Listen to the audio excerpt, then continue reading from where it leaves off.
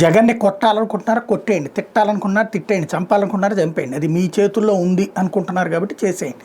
కానీ జగన్ ఇచ్చాడన్నటువంటి కక్షతో పేదోడి కడుపు మాత్రం కొట్టద్దు. పేదవాడికి సంబంధించి రేషన్ అయినా పెన్షన్ అయినా ఇల్లు అయినా పేదవాడి బ్రతుకుకి మూలం. సరే వాళ్ళు సంఘటితంగా లేకపోయారు, వాళ్ళకి సంబంధించి తమకి లభించిన ప్రయోజనాన్ని చాలా చులకనగా చూశారు.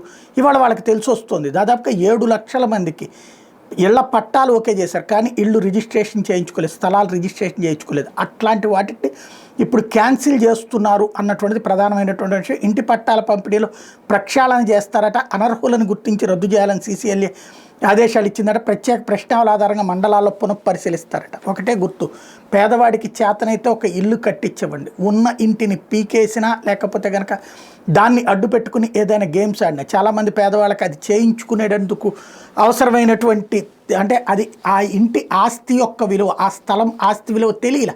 అదే ఓ మధ్యతరగతికి ఇచ్చుంటే కనుక చచ్చోచెడు అవసరమైతే ఇంట్లో తాకట్టు పెట్టైనా సరే దాన్ని రిజిస్ట్రేషన్ చేయించుకునేవాళ్ళు. వీళ్ళకి ఆ విలువ తెలియలేదు, ఆ విలువ తెలియని కారణంగా రిజిస్ట్రేషన్ చేయించుకోలేదు. దాన్ని బేస్ చేసుకుని వాళ్ళని తొలగించడం అంటే అంతకంటే దుర్మార్గం మరొకటి ఉండదు. ఆలోచించుకోవాల్సి ఉంది.